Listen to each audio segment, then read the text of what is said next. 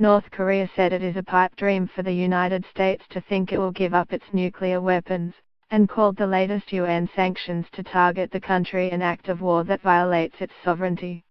The UN Security Council unanimously approved tough new sanctions against North Korea on Friday in response to its latest launch of a ballistic missile that Pyongyang says can reach anywhere on the US mainland.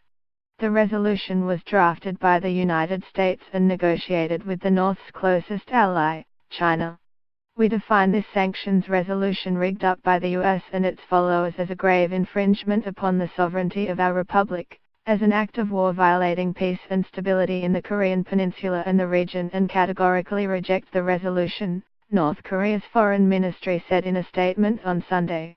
The ministry said the sanctions are tantamount to a complete economic blockade of North Korea.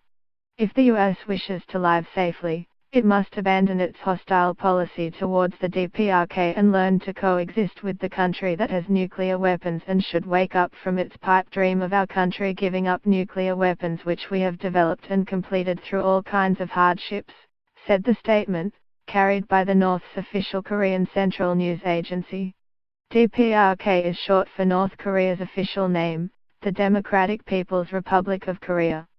China called for restraint Monday, with Foreign Ministry spokeswoman Hua Chunying saying that nations should make positive and constructive efforts to de-escalate tensions on the Korean peninsula.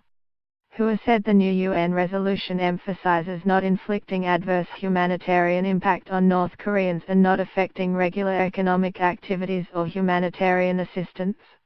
The resolution includes sharply lower limits on North Korea's refined oil imports, the return home of all North Koreans working overseas within 24 months, and a crackdown on ship smuggling banned items including coal and oil to and from the country.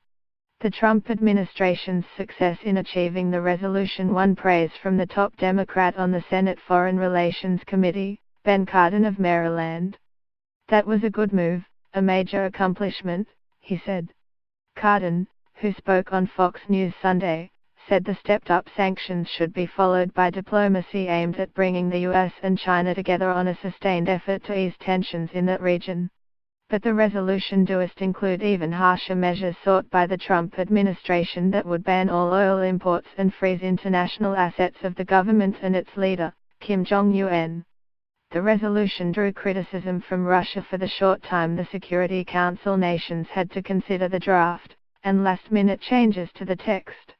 Two of those changes were extending the deadline for North Korean workers to return home from 12 months to 24 months, which Russia said was the minimum needed, and reducing the number of North Koreans being put on the UN sanctions blacklist from 19 to 15. Copyright 9 Digital Proprietary Limited 2017.